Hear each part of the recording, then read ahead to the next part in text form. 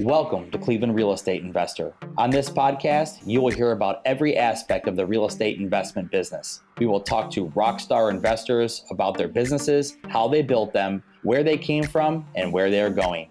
Who am I? I'm Joe Lieber, and I've made millions of dollars in the real estate investment business over the last 20 years. If you're ready to hear the good and bad from a guy who's learned this business from the School of Hard Knocks and get educated by some badass entrepreneurs, then put your helmet on, strap on your chin strap, and let's ride. Cleveland real estate. Never take the food off your dinner plate. We gonna regulate. Whatever you need, we gonna get it straight. Hey, Cleveland real estate. Never take the food off your dinner plate. We gonna regulate. Whatever you need, we gonna get it straight. Hey, what's up, guys? Thanks for tuning back in. I appreciate you. I'm going to talk to you guys today about hiring. And before I do, full disclosure, I'm terrible at this. I am terrible. I've heard so many people in my masterminds talk about this stuff. Gosh, they are so good at it. And I am so terrible. It's embarrassing. I shouldn't even be doing a show on this. But a request of one of you cats emailing me, I'm going to tell you how I do it. I'm not telling you I do it the right way. Hell, I do it the wrong way, probably. But I do have some long-term employees who I think they love me and think I'm great. You have to ask them. I think they think I'm great. I've heard people on masterminds, dude, they give these people, what are they, Colby tests, personality, DISC assessments. They have core values written on their wall when they come in. Like, these are our core values. Look at them. They have a company culture. I don't have a company culture. I'm sitting in my office right now, and there's not a soul in here. I love it. That's how I like to do it. And don't think I don't have a bunch of employees. I do. They're not here. Not because of COVID, necessarily. It is a little bit, but because I don't want them in here.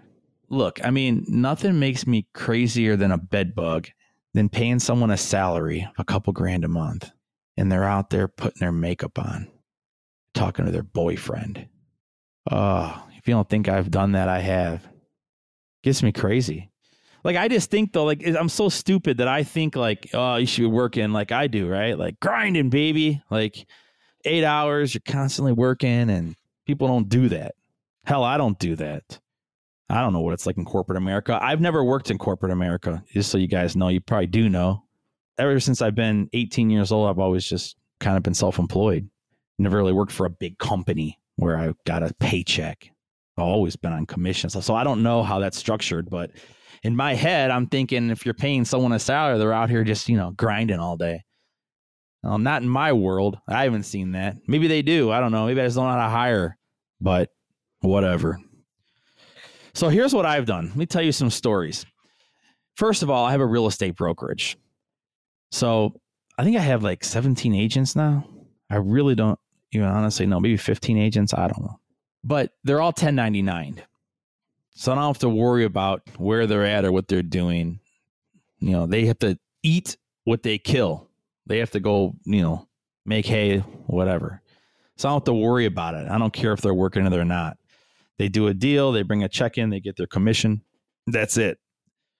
But for 16 years, I had to have an operations manager for that brokerage to deal with all those agents.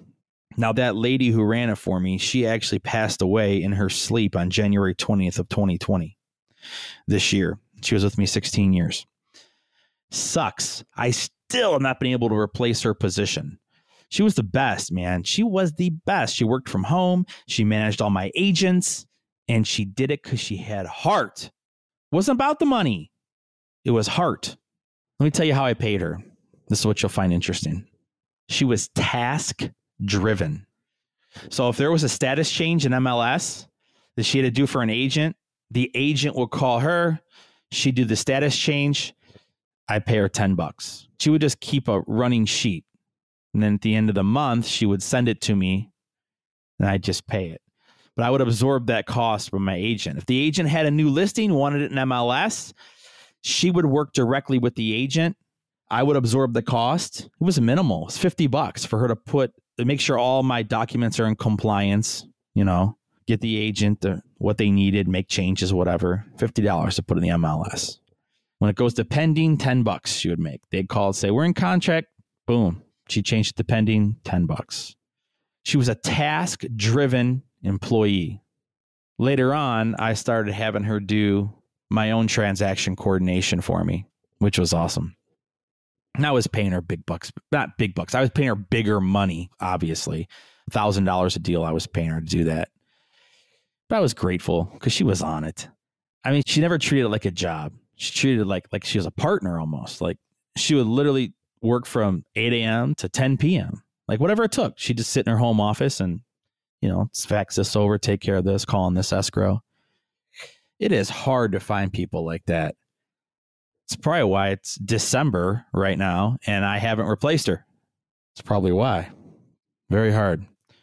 She was licensed, so she'd produce a little bit too, a little older. So she wasn't trying to, knock it out of the park and buy a mansion. She was just trying to, enjoy her life. And she did. They went on some vacations and task driven. Whatever I needed, we kind of had like a little thing. Occasionally I'd have her call utility companies for me or something. Just be tasked, $10. Easy. Hey, run out and grab this lockbox for me. $25. She just put it on there. And she'd take a lot of initiative too, which was cool because she understood the business.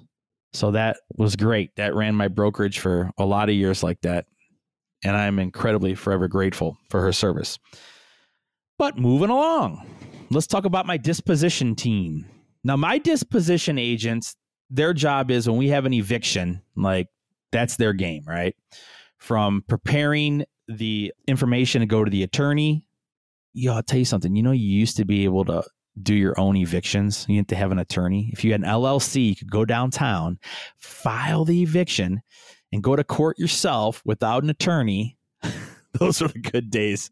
Now I got to have an attorney on every deal because the house is in an LLC and they're on it.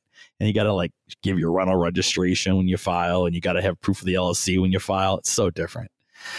But before that, I would have them do everything. They would prepare all the 3-day notice, the eviction complaint.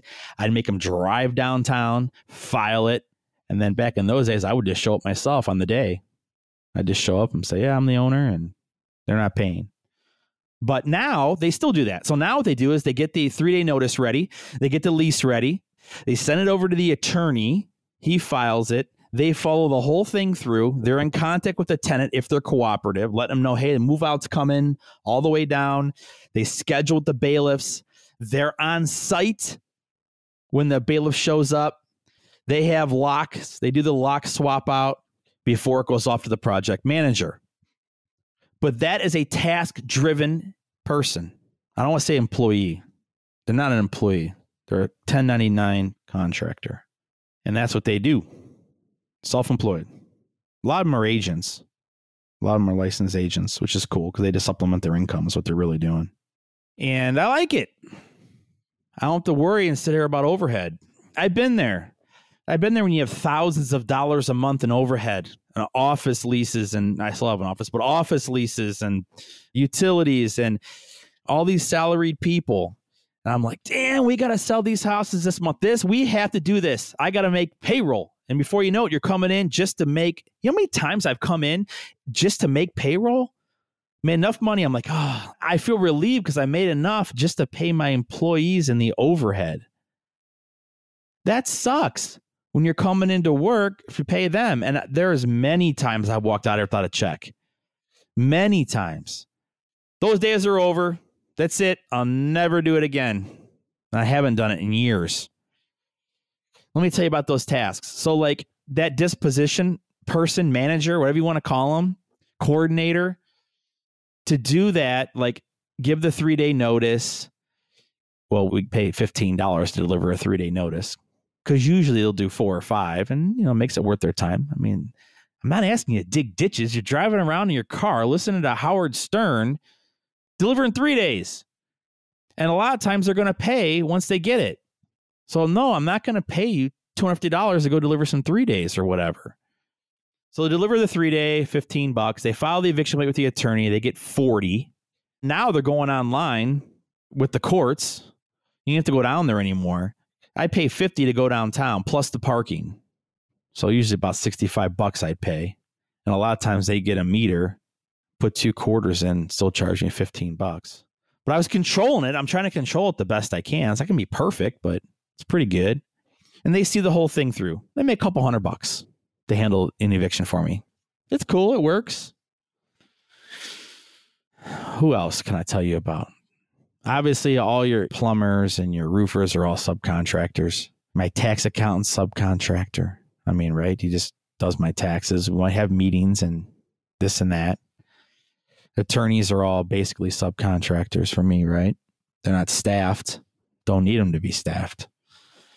My project manager, who handles everything. Now, he gets a small salary. Small, I say, because a lot of it is commission-based for him, too. We hook him up, you know. He has a company car and all that, company cell phone, pay for his gas. So that's like one little expense, but he's more commission-based kind of guy. But he has heart. That dude will do it because he has heart. And that's what you're really looking for, right? Is someone who has heart. I always say, if you care, man, that's 50% of it. If you got heart, the other 50% I'll teach. But if you don't care, then we're screwed.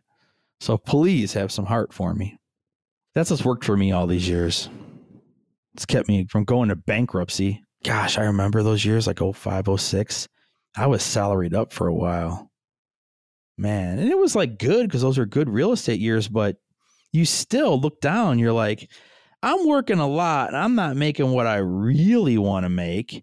Well, yeah, because you got this huge salary expense. And I know it works for a lot of businesses. I'm not the smartest guy in the room. All right. I'm just telling you guys that. I know you're probably somebody listening going, dude, what do you mean? Do this, do that. Yeah, it works for you. Cool. I'm just telling you, I lived it and I didn't like it. I just didn't like it. It didn't work for me. I don't want to do it. Yeah, I can probably do that. I can probably salary up and make 10 times the money. Maybe, maybe not. I don't like it. I don't like it. I just want to chill, enjoy the ride, not sit here and fret about, well, we got to catch up now. We had a slow December and I'm down 15,000 in salaries this month. Let's go make sure we make 30,000 just to be even at the end of January. Nah, I'm cool. You can do it. I'll watch you. Call me if you got anything you want to wholesale me. I'll buy it.